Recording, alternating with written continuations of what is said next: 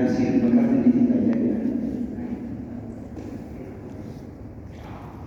ጥያቄውን ሰጥታችኋል።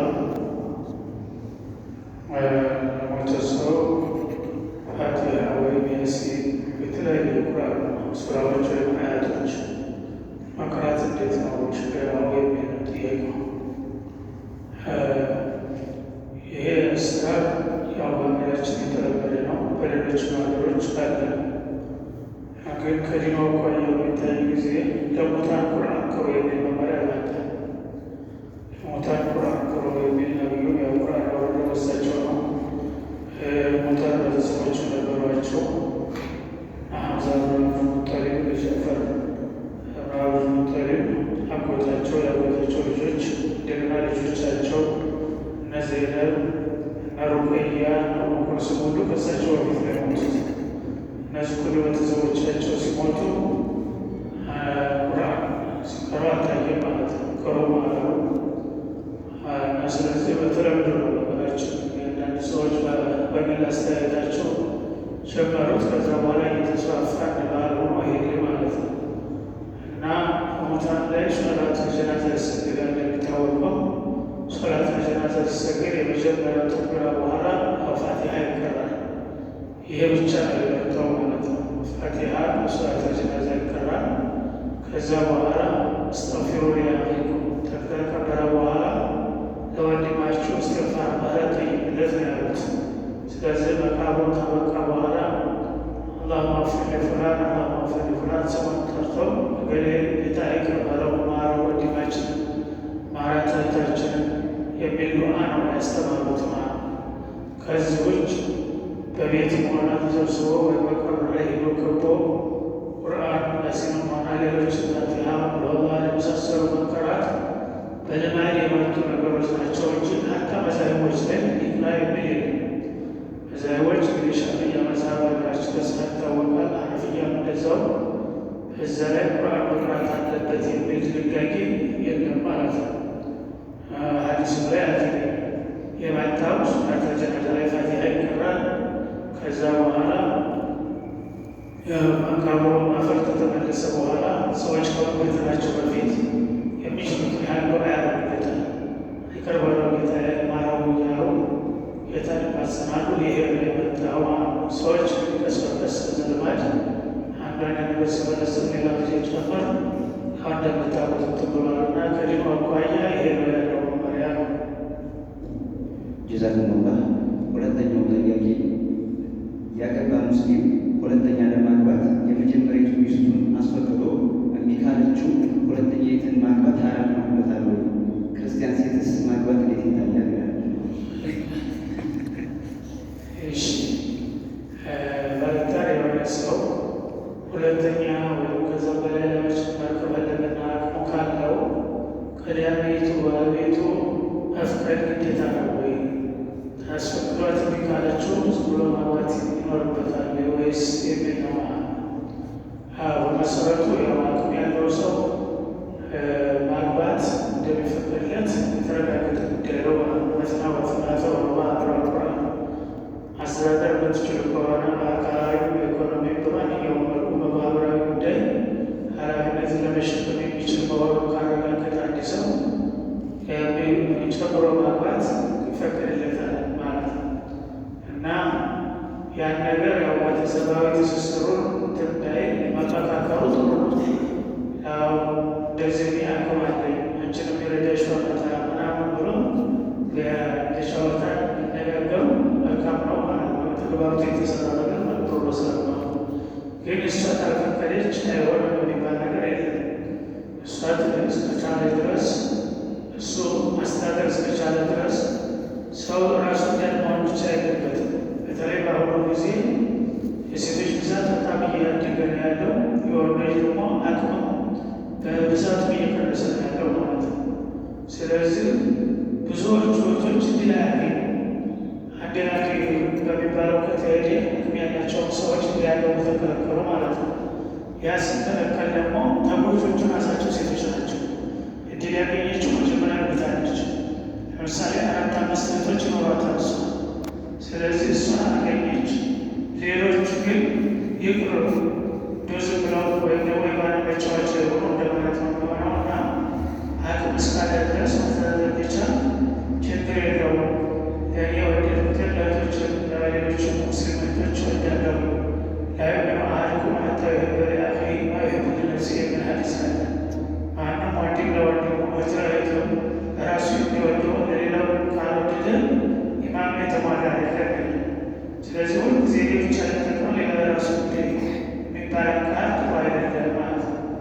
ስለዚህ ማስፈቀዱ ማማከሩ ጥሩ ነው። እሱ ችሎታ እስካለው ድረስ እሱ አልፈልግም ብትልም ያው የሽታ ያፈልጉታል። አንቺ ሙስሊም እንደመሆንሽ ደግሞ አላህ የፈቀደው ነገር መከልከል አይገባሽም ብሎ ለማሳመን መሞከር እንጂ እሷ ካልፈቀደች የሆነ የሚባል ነገር የለም። ጀዛከላህ። ሶስተኛው ጥያቄ የህግ ተማሪ ነኝ። ቁርአን ላይ ደግሞ አላህ ሱብሓነሁ ወተዓላ የህግ ተማሪ ነኝ። በቁርአን ደግሞ ፈመን ለም የሕኩም ቢማ አንዘለላሁ ፈኡላኢከ ሁሙል ካፊሩን የሚል አለና አንዳንድ ዑለማዎች የህግ መማር ከዚህ ስለሚካተት ክልክል ነው ይላሉ። እና እኛ የምንኖረው ደግሞ በሸሪዓ የማይተዳደር አገር ስለሆነ ሀቅ ላለው ሰው ጠበቃ ሆኖ መሞገትና እንደዚህ አይነት መልካም ሰዎችን መስራት እንዴት ይታያል? ጥያቄ እኔ ተማሪ የህግ ተማሪ ነኝ የሚለው የህግ ተማሪ እንግዲህ ከተማሪ በኋላ ወዲያኛው የጠበቃ ሆኖ ሊያገለግል ነው የሚሰለጥ ነው ማለት ነው። ይህ እስከሆነ ድረስ ከድናችን አኳያ ያው ለአላህ ፍቃድ ላይ ያልተመሰረተ ስርዓትና ተግባራዊ ማድረግ መተባበር አግባብ አይደለም። ወይም እንዲሁም ይህን የሚያደርጉ ሰዎች እምነት እንዲወዱ ነው የሚል አለ የሚለው ጥያቄ ነው። መልሱ መልሶታል ራሱ። ስለዚህ አላህ ካለ በኋላ ሌላ ሰው አስተያየት የለውም። ወመን ለም የሕኩም ቢማ አንዘለላሁ ፈኡላኢከ ሁሙል ካፊሩን ይላል። ወመን ለም የሕኩም ቢማ አንዘለላሁ ፈኡላኢከ ሁሙዝ ዛሊሙን ወመን ለም የሕኩም ቢማ አንዘለላሁ ፈኡላኢከ ሁሙል ፋሲቁን አስምሮበታል። አንድ መደዳ ያበቅልብልን በአላህ ባወረደው ሕግ ህዝቦችን ለመምራትና ለመዳኘት እየቻለ ይህን ያላደረገ ሰው እነዚህ ሙስሊም የዛሊሞች ናቸው፣ ግፈኞች ናቸው ይላል። ወይም ደግሞ ከአላህ ፍቃድ ያፈነገጡ ናቸው ይላል። ወይም ደግሞ ከሃዲዎች ናቸው ይላል። ይህን አባባል ዑለሞች በተለያየ መልኩ ተንትነዋል ማለት ነው። ኡላኢከ ሁሙል ካፊሩን ፋሲቁን የሚለው መጀመሪያ ፍጥረታት ማን የፈጠረው የሚል ጥያቄ ይነሳል። ሰዎችን ማን የፈጠራቸው? አላህ። ስለዚህ አላህ ከፈጠራቸው ለህዝቦች የሚበጃቸውና የሚጠቅማቸውን የሚያውቀው ማን ነው? አላህ ነው መልሱ ማለት ነው። ስለዚህ ፍትሐዊ የሆነው ደግሞ ከአላህ የተሻለ ማን ነው ከተባለ የለም። ይህ እስከሆነ ድረስ አላህ ፍጥረታቶችን ከራሱ ፍቃድ እንዲመሩ ነው ያዘዘው ማለት ነው። ሙስሊም እስከሆነ ድረስ ካፊር የሆነው ካፊር ነው። ጊዜም ጥያቄ ነቱ ያውዛ ነው ተብሎ ሙስሊም ከሆናችሁ ግን ወመን አስደቁ ሚነላሂ ሐዲሳ ወመን አስደቁ ሚነላሂ ቂላ ይላል ቁርአን። ተንግግር ማነው ትክክለኛና እውነተኛ? ከፍርድስ ደግሞ ማነው አሕከሙል ሐኪሚን ፍትሐዊ የሚሆነው? ከአላህ የተሻለ ማን አለ? ማንም የለም። ይህ እስከሆነ ድረስ እናክላቸዋለን ብለው ሰዎች የአላህን ጎን ትተው የራሳቸው ልማድና ፍላጎት በሌሎች ላይ የሚችሉ ከሆነ እነዚህ የተጻራሪዎች ናቸው። ህግ እያወደቁ ሌላው እያደነቁ ነው ያሉት በሚል ነው ይህ ሁሉ ዛቻ ያወረደው ማለት ነው። ስለዚህ አንድ ሰው ሙስሊም እስከሆነ ድረስ በትክክለኛው አላህ ባወረደው መመሪያ ሰውን መምራት በራሱ መመራት ያለበት ማለት ነው። ከዛ ውጭ አደርጋለሁ ካለ ለምንድን ነው ከዛ ውጭ ያለው ግን የሰጠው የሚለው ጥያቄ ይነሳል ማለት ነው። ያ ሰው ሰራሽ ህጉ ከአላህ የተሻለ ፍትሐዊ ነው ብሎ ከሆነ ኩፍር ነው የሚሆነው ማለት ነው። ምክንያቱም ከአላህ ፍጡሮች በደት ያውቃሉ። ከአላህ ሰዎቹ የሚያስቀምጡት ህግ ይሻለናል ብሎ ከሆነ ኩፍር ነው። የአላህ ህግ ብቃት የለውም እያለ ነው ማለት ነው። በዚህ ደረጃ ከሆነ ወይም ደግሞ ሳያውቅ ሊሆን ይችላል። ብዙዎቹ እንደሚመስላቸው ሃይማኖት በባንተና በጌታ መካከል ጸሎት ነው ይላሉ። በሌላው ሃይማኖት የለመዱት ማለት ነው። እስላም ሁሉን ነገር ህይወት በይፈቱ የሚመራ የተሟላ ህግና ስርዓት አለው ማለት ነው። ስለዚህ ሌሎቹ ህይወት ካስቀደስክ ችግር የለም። ሌላው ማህበራዊ ጉዳይ፣ ኢኮኖሚያዊ፣ ፖለቲካዊ ጉዳይ ያው በዘመናዊ መልክ መምራት የሚለው አስለምደዋቸዋል። በዛ እስላምን በዛ ይቀይሱና ሃይማኖት በዚህ ነገር ምን አገባው ይላል ማለት ነው። እንደዚህ ነገር እስላም በሁሉም ነገር ብቁ ነው። ሁሉንም ሰዎች ደግሞ ፍላጎታቸውን ያቀሱ ነው። የሁሉንም ደግሞ ጥቅም የሚጠብቀው አላህ ነው። ከአላህ የበለጠ ማንም የተሻለ ስለሌለ በዛ መመራት ያለባቸው እየተባለ ያለ ይህን ያልሰማ ያላወቃል ምስል ብሎ ማለት ነው።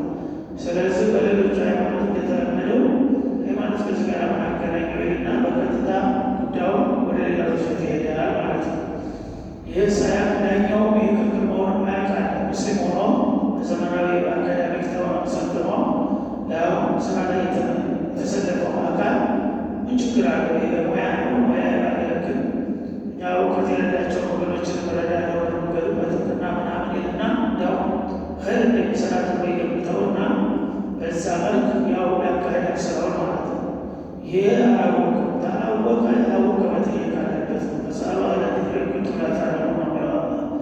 ማታውቁ ከሆናችሁ የሚያውቁትን መጠየቅ አለባችሁ ነው እንጂ በጉል በድምሩ ሰው ዝም ብሎ ገብቶ መተራመስና የአላህን ሕግ ማንቋሸሽ አይጠበቅበትም ማለት ነው። ሌላው የአካል የአላህ ሕግ መኖሩ እና የአላህ ሕግ ደግሞ ከሁሉም የተሻለ መሆኑን የአካል ግን በግል ስሜት ወይ ገንዘብ ለማግኘት ምናምን ስራ ሌላ ስራ የሚልና እያወቀ ዝም ብሎ ይዋበታል ማለት ነው። ይሄ ለጥቅም ብሎ የአላህ ሕግ ትክክል ነው ከእሱ የተሻለ ምንም የለም ብሎ ከልቡ ያምንበታል። ግን ተግባር ላይ ወይም ለጥቅም ብሎ ወይም ደግሞ ስዳን ለመውደት ወይም ለመጥቅም ብሎ ራሱናችን ተቃቁቶት በተግባር ላይ ይላል። ይሄ በመሰረቱ አካልን ሀቁን አውቋል፣ ግን ዛሬ ነው ካፊር ከሚለው ወርድና ዛሬ ወደሚለው ይሄዳል ማለት ነው። እንደውም ፋሲቅ የሚለው ይመጣል አላህ ፈቃድ የተነገጠ ነው። ምክንያቱም ለጊዜያዊ እና ለግላዊ ጥቅም ብሎ የአላህ ሕግ ጥሶ ህዝቦችን በሰው ሰራሽ መምራት ይሄ የሚያስቆጣ ነገር ነው ማለት ነው። ስለዚህ በአመዛኝ ለጥቅም ብሎ ወይም ደግሞ የሆነ ነገር ማግኘት የማይገባውን ነገር ለምሳሌ በሸሪያ የማይገባውን ነገር በሌላ ሕግ ሊሆን የሚያገኘው ሲያል እዚያ ጥቅም ብሎ ይሄዳል። ለምሳሌ ሸሪያ ፍርድ ቤት ውርስ፣ ለምሳሌ የጋብቻ የፍች ስርዓቶች ሸሪያ ፍርድ ቤት ያስተናግዳል። ውርስ ላይ በተለይ ብዙ ሙስሊሞች ያቆሰረ ገንዘብ በሞት ዜና አንድ ሰው በሸሪያ ፍርድ ቤት ከሄደ የማያገኘው ይሆናል። ወይም ደግሞ መለስተኛ ትንሽ ነገር የሚደርሰው መሆኑን ሲያል ለዛ ጥቅም ሲል በቃ መደበኛ ፍርድ ቤት ነው ማሄድ ይላል ማለት ነው። ይሄ ለጥቅም ብሎ ነው። ስለዚህ ዟል ማይገባውን ሊወስድ ነው። እንደገና ደግሞ ያላህ ሕግ እኔ ሊገፋኝ ልቤትለኛ እንደማለት ስለሆነ ዛሊም ፋሲቅ የሚለው ይመለከተዋል ማለት ነው። ስለዚህ በማንኛውም መልኩ አንድ ሰው የአላህን ሕግ እያወቀ ያው የሰዎች ይሻለኛል ብሎ በግል ሕይወቱ ባልሆን ወንጀል ውስጥ ይሆናል። ግን ሌሎቹ በዛ ሊዳኝ ነው የጌታቸውን ፍቃድ ጥሶ ሌሎቹ እንደገና በዞኑ ስራሱ ዘልሞ ሌሎችን በዞኑ ውስጥ እያስተናገደ ስለሆነ ያ ከባድ ነገር ነውና ሕጋዊ የተነስተው አያት እንደዚህ ነው የሚያሳየው ማለት ነው። እንግዲህ አንዳንዶቹ ያው እኛ ያለነው በተለየ ቦታ ነው፣ ስርዓቱ ከሰማዊ ጋር የተራራቀ ነው፣ እኛ ሌላ አማራጭ የለንም የሚሉ ይኖራሉ ማለት ነው። ይህ በኛ ብቻ ሳይሆን በአሁኑ ጊዜ አለመንግስት የሚባለው ወደዚህ እየመጣ ነው። ስሙ ሙስሊም ይባላል፣ መንግስቱ የሙስሊም መንግስት ይባላል። በዓለም ዙሪያ ያሉት በሸሪዓ እየሀከሙ አይደለም። በአሁኑ ጊዜ ሁሉም ያው በየምስራቁ ወይ ምዕራቡ ተከትለው የተጓዙ ያሉት ማለት ነው።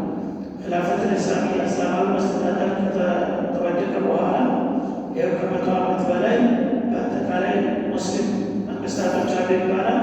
ሁሉም ግን ያው በባዕድ ሕግ ነው የሚያስተዳድሩት ያሉት እና በጣም ሰፋሪና አሳዛኝ ሁኔታ ነው እና ይህን ነገር በተቻለ መጠን ቢቻል ይህን ችግራችን እንዴት እንፍታው ብሎ ተመካክሮ አንድ ወጥ የሆነ ነገር መፍጠር አለበት። ቢያንስ ደግሞ ግለሰቦች በግለሰብ ደረጃ ከአላህ ጋር ላለመጣላት በዚህ ነገር ላይ ጣልቃ ባይገቡ የተሻለ ነው። ጀዛከላሁ። አራተኛው ጥያቄ ታችሁ ትላለች። ከሂጃብ መስፈርቶች ውስጥ ከላይ ጀምሮ እስከታች መውረድ አለበት ወይ ደግሞ ከሂጃብ መስፈርቶች ውስጥ ወደ ላይ ወደ ተስተካከለስ ለማለት ነው። ከሂጃብ መስፈርቶች ውስጥ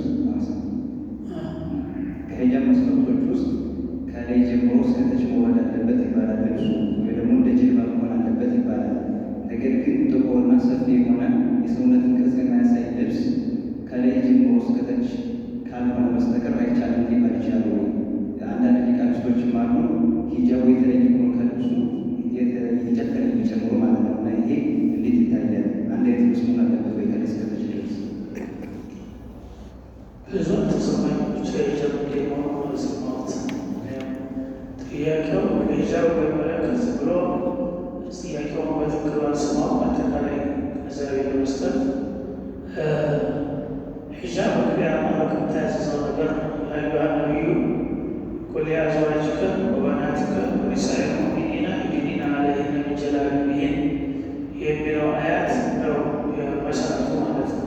ሌሎች አያቶች አሉ እና ነቢዩ ወይ ለባለቤቶችና ለልጆች ለአማኝ ሴቶች በአጠቃላይ ምን በላቸው ሰፋ ረዘም ያለ ጨርቅ እንዲጎናጸፉ እዘዛቸው ይላል ማለት ነው። ሂጃብ በአሁኑ ጊዜ የተለያየ ስም እየተሰጠው ነው ያለው። ኒቃብ ይሉታል፣ ሂጃብ ይሉታል፣ ጀልባብ ይሉታል፣ የተለያየ ስም ከስሙ ሳይሆን ዋናው ሴት ልጅ ሙሉ ሰውነቷን በተቻለ መጠን የሚያጎናጽፍ ልብስ መልበስ አለባት። የአለባበስ ዘይቤ እያገሩ እየዘመኑ ይለያያል። ግን ዋናው ነገር ሴት ልጅ አካል ክፍል ክፍት ሆኖ መታየት የለበትም። ላይዋ የምታይበት መጠን ያህል እጇ ደግሞ ያው ስራ ስትሰራ የተለያየ ከሰሩ ታነሳ መዳፏ እንዲሁም ደግሞ እግሯ ምናልባት ጨሞ አካባቢ ያው ሊገለጥ ይችላል።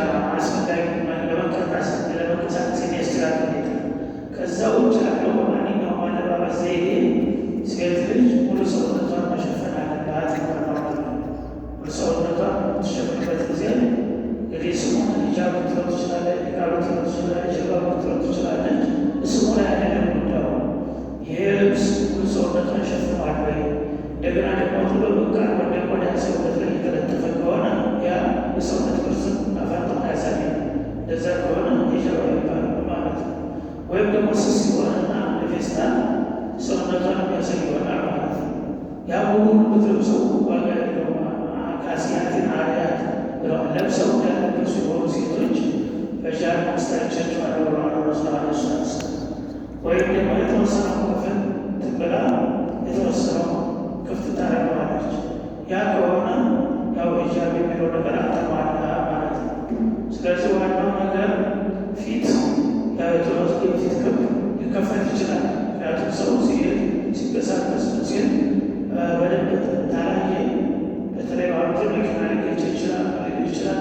ፊቷ በተወሰነ ደረጃ ሙሉ በሙሉ ባይሆን ያው በገጠር የሚለብሱት ለምሳሌ ጉፍታ የሚባላል ጉታ የሚባላል አናታቸው ላይ ያሉትና ወደ አፍንጫቸው ያሉታል። ተታች ደግሞ እንደዚህ አፍንጫቸው ላይ ያካፍታል። ስለዚህ በላይ አፍንጫቸው አካባቢ ይታያል፣ አይናቸው ይታያቸዋል። ሙሉ በሙሉ ፊቷ ግን ላይታይ ይችላል ማለት ነው፣ ይቀንሰዋል። በዛ ደረጃ ከሆነ በቂ ሊሆን ይችላል ማለት ነው። ድብና አርጎ አይኗ ብቻ ቀዳዳ መሆን አለበት የሚለው ለጥንቃቄ ተብሎ እንጂ ግዴታ አይኗ ብቻ ብርቆ የተበዛ ጊዜ አይነ ብቻ ሽኩሯን የሚያሳይ ነበረ።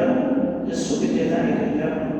ግን በተቻለ ታችን ከንፈሯ ድረስ እንደዚህ ማገቷ ላይ ወለድብነ በሆሞሪና አላጁብህን ይላል ቁርአን። ሆሞር ማለት ይሄ እንደዚህ የሚጣፋ ነገር እንደዚህ አድርገው ለምሳሌ ከዚህ እንደዚህ ተዋርደዋለች። ከዚህ ዝቅ ይላል በጣም ግልጽ እንጀራፋ ኢትዮጵያ በምታየው ደረጃ እንደዚህና ደግሞ አላጁብህ እንደዚህ ታደርጋለች። ያው አፋ ተሸፍኖ አፍንጫዋን ጨምሮ ግን ፊቷ በተወሰነ ደረጃ ይታያል። በዚህ ደረጃ ከሆነ በቂ ነው ማለት ነው። የዘቀለም አምስተኛው ጥያቄ ምድርሽ አንድ ባል መኸሩን ከፍሎ ልጅቱ ቢክራ ካልሆነች ምን ማድረግ አለበት? መጠየቅ ይችላል። መጀመሪያ ማጣራት ብሎሽ ተገቢ ሆነ። ይሄ እኮ መብት ነው። ማንኛውም ሰው ጩኛዬ ናት ካለ ያው ጩኛው የሚፈልገውን ጥያቄ መጠየቅና ማጣራት ይችላል።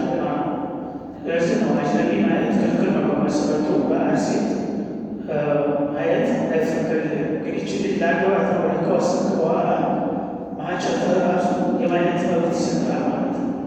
ብለህ አገባታለሁ ከላፊዋ ማየት ማለት አለ ወስነህ ልጅ ግሬ አገባት ፈልጋለሁ ብለህ እርግጠኛቸውኛ ታረግ ፈልገህ ከሆነ እሷ ጋር ትነጋገራለህ። ያለውን ሁኔታ ሁሉ በእሷም ዙሪያ በቤተሰቧም ዙሪያ ብዙ መረጃዎችን መጠየቅ ትችላለህ እና ድንግል መኖር መሆንና ለመሆኗን መጠየቅ ይቻላል። ችግር አለ ጠይቃታለህ። እንዲያትዋሽን ዋሽሽን በቃኔ አልቀጥልም ብለህ መጀመሪያ ታስጠነቅቃታለህ ማለት ነው። በዛ መልክ አረጋግጠህ መግባት አለብህ። መጀመሪያ የምታይዞ ስብለው በሽንፍት ብለት ያበቃ ኋላ ግን እንደዚህ ካልሆንሽማ አልፈልግሽም ካልክ እሷን ትዞልማታለህ። መጀመሪያ አጣራት ይገባል። አጣርቶ እርግጠኛ ከሆኑ በኋላ አግባታለህ ማለት ነው። አንዳንድ ጊዜ ስብለው በደመ ነፍስ ወይም ደግሞ በጓደኛ በደላላ መዋቁ መላእክት ያቀርቡልሃል ማለት ነው። አንተ በስሜት ዝም ብለህ አጣራት ያለብህ በብዛት አጣራት ገባና በኋላ እንደዚህ ካልሆንሽማ የሆነ ነገር ይመጣል። የዛ ጊዜ ደግሞ እሷን እድሏን የምታበላሽባት ነው። የራስህ ትኩረት ነው። መጀመሪያ ማጣራት ሲገባ እሷ ብቻ ነው ተጠያቂዋ። አንተም ባለማጣራት ተጠያቂ ነህና ታገባ በኋላ መልቀቅ ያው ተፈለገ የሚከለክል ነገር የለም፣ ግን ሞራል ይጎዳል። እሷን መዞር ያስከትላል ማለት ነው። መጀመሪያ አጣርተህ የወረሮ እንደዚህ ካልሆነ ስበታችን ትተዋታለህ። ኋላ ግን ስትወጭ ወጥቶ በተሰብደ ስትወ ብሎ ሁሉ ነገር ልጃችን ትጠራቀኝ እያለ በነገታ ወርዶ መምጣት የለበትምና መጀመሪያ ማጣራት አለብን። ጀዛከላ። ስድስተኛው ጥያቄ ለአጎቴ ልጅ 25,000 ብር በአማና ሰጥቼው ነበር። ከዛ ወደ ዶላር ገንዘብ ገየው $250 አድርጎ አስቀምጦታል። ያኔ $1 በ100 ብር በሚመነዘርበት ወቅት ነው። አሁን ላይ $1 154 ብር ስለሆነ ያንን $250 የሚቀበለው ከሆነ የሰጠው 25,000 ብር 38,537 ብር ሆኖ ይመለሳል እና ይህን የሚቀበለው ሪባ ይሆናል። ብድር ነው አማና የሰጠው አማና አስቀምጥልኝ ነው። እሺ ከዚያስ ታስቀምጥልኝ ካለ ያንን ካርድ ራሱ መጓዝ ማስቀመጥ ያለበት ያው ቀይር አስቀምጥልኝ ካልከው ራስን ቀይረ ከሰጠው የገንዘብ አማና ነው አስቀምጥ ያልከው ወይ ስራበት ነው ስራበት አላልከው። ስለዚህ የሰጠው ዶላር ዶላሩ መንዝራ አስቀምጥልኝ መንዝሮታለ በትእዛዙ መሰረት። ከዛ በኋላ ያንን ካሽ ያንተ ራሱ ዶላሩ ያንተ ከዛ በኋላ ስመዝረው ተለያይላል ማለት ነው። አለበለዚያ $25 ሰጥተህ ያበቃ እንደገና 10 ዓመት በኋላ ወደ 25 ተተባለ አይሆንም። ማነው የተቀመጠ ዕቃ ማንቀሳቀስ አይቻልም። ስራበት ተሰራ በኋላ ደግሞ ወይም የተፈኮር እናደርጋለን ወይም ደግሞ አንተ ተጠቀምበትና ዋናው ተመልስልኛለህ ካል በእውነታው መሰረት ያ ገንዘብ ባለበት የሚቀመጠው ማለት ነው። ባለበት ተቀምጦ ቢቀንስም እንደዛው 25,000 ነበር 5,000 ሊሆን ይችላል። ሲቀንስም አንተ ያው የሰጠው ገንዘብ እስከሆነ ድረስ አይደለም የቀነስኩት። ገበያው ሲጨምር እንደዛው ሰውየው ሳይሆን ገበያው የጨምረውና ያ የአደራ ዕቃ ባለበት ነው መቀመጥ ያለበት። በምንዛሬ የምታሰቡት በኋላ ያ ገንዘብ ቢመነዘር ዛሬ ምን ያህል ያወጣል ተብሎ በዛው የሚከፈለው እንጂ ባለበት ብሎ ሲሰራ ደግሞ እንደገና የህይወት ገንዘብ ብሎ ማክሰር አይገባም ማለት ነው። ጀዛከላ ሼህ። ሰባተኛ ጥያቄ አንድ ግለሰብ በሚሰራበት መስሪያ ቤት ስራውን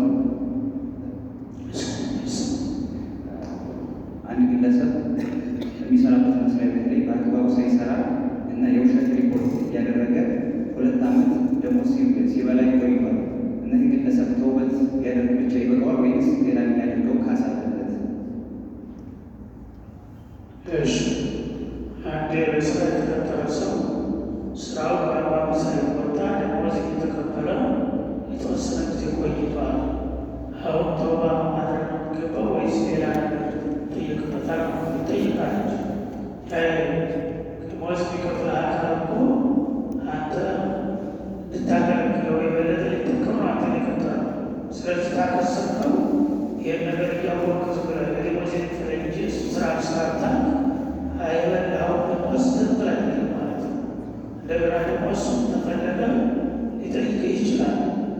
ያው ማስረጃ ካለ ካረጋገጠ ይሄን ያላክሰበኛል ብሎ ሊጠይቅ ይችላል። በአላህ ዘንድ ያስጠይቃል። አላህ ሱብሓነሁ ወተዓላ እና አረድና ለማለት አለስማት ወላጅባል በአበይና የሚና አሽፍና ሚና አማና በጣም ከባድ ወይ መጀመሪያ ላይ ሰዋችን ማለት ያለበት እንጂ ተገባ በኋላ ያችን የገባባትን አማና በጥንቃቄ መውጣት አለብህ ነው የተባለውና እነዚህ ብሎ የፈለገው ሲያነገረው አስተምሮታዊ ያለው ማለት ማግባብ አይደለም፣ አይወጣም። በጣም አላህ ሰው ያስጠይቃል ማለት ነው። በኸያና የሚሰራ ነገር ሰውን በማታለል በማክሰር ላይ ከሰራ መቀጫም ጭምር ያስጠይቃል። ሰዎች ቆቤጠይቁ ባላለች ትጠይቃለን። ሰዎች ደግሞ ካወቁ ጠይቃለ ትምህርታቸውን ማለት ነው። እንደዚህ ብዬ ነበረ የሰውዬ ስራዬን አበላሽቷል ኪሳራ ዳርጎኛል ብሎ ተከሰሰ ያስጠጣም ይችላል ማለት ነው። ጀዛከላሁ ሼህ። ስምንተኛው ጥያቄ ይላል ያደግኩት በእንጀራ እናት ነው እና ብዙ ጫና ትሳብኛለች። አሁን ተመርቄ ስራ ይዣለሁ። እርዳታ ባላደርግላት የወላጅ ሀቅ እንዳጓደልኩ ይቆጠራል ወይ? እንጀራ እናት ያሳደገችኝ እና ብዙ ጫና ትሳብኛለች። አሁን ስራ ይዣለሁ እና እርዳታ ባላደርግላት የወላጅ ሀቅ እንዳጓደልኩ ይቆጠራል። እሺ የእንጀራ እናት ከተሳደገችኝ ብዙ ጫና ገብኛለች። አሁን ያው ራሴ ችያለሁ እየሰራሁ አሁን እሷን ሳረዳት ከነስ ጠይቀኛል የሚል ጥያቄ ነው። የእንጀራ እናት በመሰረቱ እናት አይደለም። የእንጀራ እናት እስከሆነ እንደ ስሟ የእንጀራ እናት ናት። ያው እንጀራ ስላበላቸው እና ወላጅ አይደለችም ወይም የጡት እናት አይደለችም። ስለዚህ እሷ እንደ ወላጅነት ነው ሀቁ አይባልም። ግን ብትበድልህም ጫና ብታረግብህም የተወሰነ ያው ስትረዳ አልበራችን እንጀራ እናት እስከሆነ ድረስ በዛ መጠን አንተ ይገባታል የምትለውን አስበህ አንዳንድ ድጎማ ብታረግላት ጥሩ ነው። ልክ እንደ እናት ሙሉ በሙሉ ሀቅ አላት መጦር አለበት ብለህ አትገድድም ማለት ነው። ግን ማንም ሰው እንኳን በእናት በእንጀራ እናት ደረጃ ቀርቶ በጎረቤት የምናውቃቸው ሴቶች በልጅነታችን ሲረዱ የነበሩትን መዘየር አለብን እና የሚያስደስት ነገር ማድረግ አለብን እስከቻለ ድረስ ማለት ነው። ልክ እንደ እናት አይቆጠርም። ግን አንተ በፈቃድህ የምትችለውን ማድረግ ደግሞ ጥሩ ነው። ምክንያቱም አንተ ምናልባት በደሏን ያረስሃል። ጥቅሟ ደግሞ እሷ ምንም የሆነ እንጀራ እናት እስከሆነ የተወሰነ ጠቅማሃለች። ለዛ በሚቆረጠዋን ጨርሶ ማጥፋት እናቅሽ ማለት የለብህም። ጀዛከላሁ ሼህ። ሁለት ጥያቄ ነው የሚቀረን። ምን ትላለች? አንድ ሴት ሙስሊም ወንዶች ስልክሽን ስጪን ይሏታል። ጓደኞቿና ቤተሰብ ሳይቀር ስጪ በስልክ ያደርጉሻል ይሏታል። ይህን በማድረጓ ባል እንዳታገኝ ያደርጋት ይችላል ወይ? ስልኳን ትስታትስ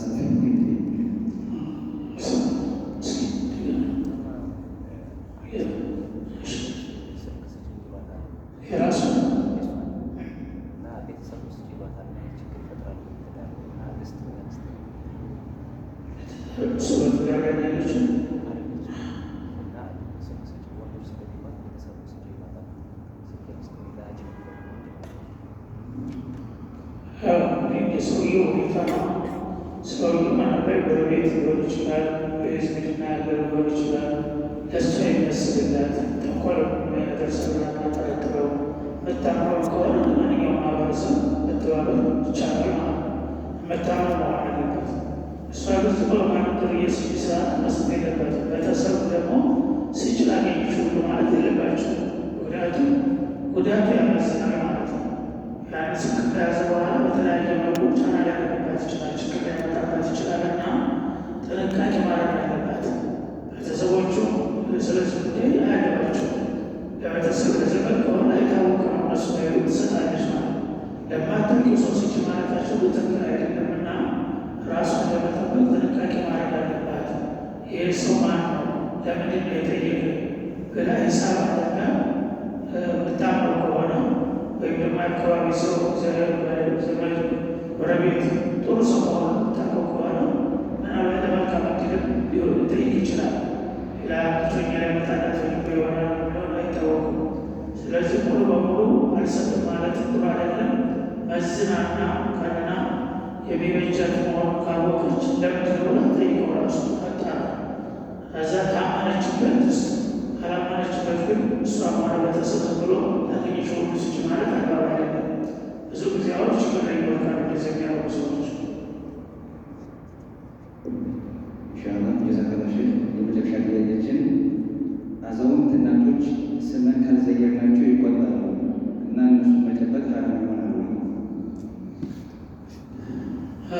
እነሱ እንግዲህ ያው እንደ ልጃቸው ስለሚቆጥሩት ትናንትናቶች ነበር ከእናንተ ይቆራል ይላል። ያው በባህሉ እነሱ የሚዋቡ ስለሆኑ ሸሪዓ የከለከለ መሆኑ ያው ስለዚህ አንድ ሰው አቅመ አዳም ከደረሰ በኋላ ቅርብ ዘመድ ቤተሰብ ካልሆነ ለጋብቻ የሚከለክል ዝግና ካላለ በስተቀር ለማንም ሰው መሳሳም አይፈቀድም ማለት ነው። ሸሪዓ ይህን ማሳደግ አለብን። ከሳደግ አንቺ እናቴ ነው ማይሽ ከብረሻለሁ ግን ያላህ እኮ ነው እንትን ያለው ሰው ጋብቻ አይከለክል ዝግና ያለው ሰው መጨባበጥ መሳሳም አይፈቀድም።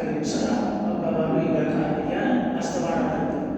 አለበለዚያ እሱ ከምትቀየም ትታ አላቅየም ይችላል ያለ የማንኛውም እንዲሸለ ተጠይቀው እና የሀገራችን ሴቶች ያስቸግራሉ።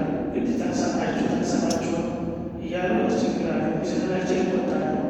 አላህ ደግሞ ከለከለ ይሻላል አላቸው። ይህ የማንኛው ሀገር እንደሚስበረከት ማለት ሴቶች እሱ አስገድ አላህ ግን የከለከለው ነገር ከድርድር አይቀርብም ማለት ነው። ያን ነገር ምናልባት በጣም ዝምድና ያላቸው ሊሆኑ ይችላሉ። በጣም ደግሞ የወደዱ ለሆኑ ቢያንስ መጨረቃቸው የተሸፋፈኑ መጨረቃቸው ጨበጥ ማለት ይችላል። በጣም ያላችሁ አለበለዚያ ማሳደፍ ነው ያለብን። ምክንያቱም የልታ ነው ብዙ ጊዜ ሰዎች ችግር ላይ የሚጥለው ማለት ላይ የከለከለውን ነገር ሸልፈ ለሰዎች ትታወድ አላህ ይቀየማል።